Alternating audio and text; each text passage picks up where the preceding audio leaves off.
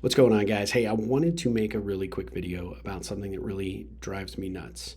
And it's big corporations that don't look at their customers as customers. They look at it as a number. And I want to give you an example. And it's a well known established company. I don't feel like I'm letting the cat out of the bag or anything by sharing this because I think at the end of the day, this is something that we all kind of need to be aware of because no matter how big or how small your customer base might be, it's super critical for you to treat them all with dignity and respect. So let me lay the groundwork. We've been with Salesforce since 2011. So over 11 years now. I mean, no, 12, going on 12, would have been 13 for this contract period. They brought out a new version of their platform a few years back called Lightning.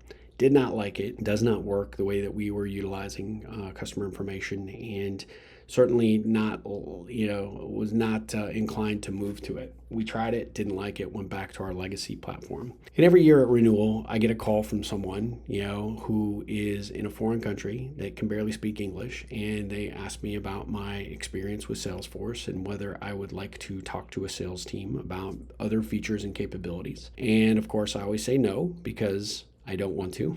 And we utilize the platform the way that we utilize it. It's not perfect. It's certainly not the best, but it is the way we use it. And I don't want to feel like I have to get on a call and argue it. It's happened a couple of times, and I feel like that's largely unproductive for me. This year, I got a similar call back in March that said, hey, you are coming up on renewal. And your renewal is for this particular, if you continue to use the platform the way you've been using it, is going to be the last one you can do. You're going to have to move. You're going to have to move from this legacy platform. Now they're forcing us into the new version, if you will, and certainly wasn't happy about that. And I said, well, let me take a look at the renewal costs. Those costs generally are pretty static. They don't change a whole lot. Sometimes they go a little bit up, never go down.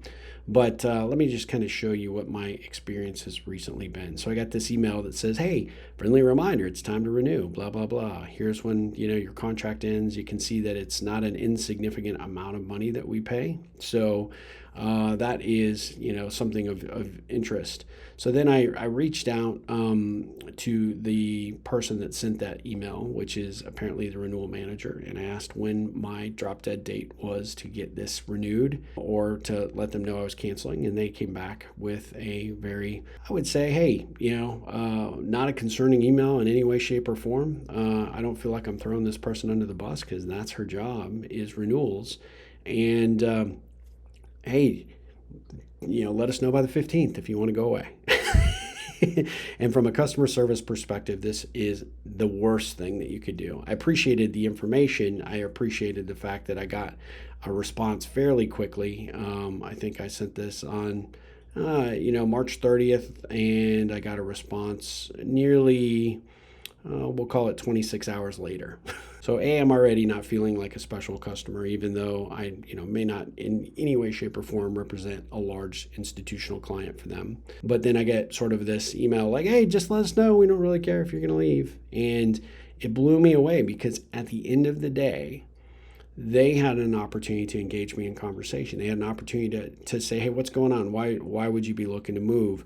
This is not the person that called me. And so when I notified that person that I'd like to have a conversation with somebody about my options, that if you're going to push me off legacy, what are my alternatives to Lightning because it doesn't work? Oh yeah, we'll have somebody get back with you. It's been crickets. Nobody ever got back with me. And then this is the exchange that I get. So if you're a customer, what would this tell you? It would tell you that A, you're either too little to pay attention to, or B, your money's just not that important to them. They're a big multi-billion-dollar company at this point. They probably don't care about my little $5,300 contract. But really at the end of the day, what it does tell me is that somebody over there does not have an understanding about customer service and what it takes to have that conversation with the client, have an opportunity to potentially save the relationship.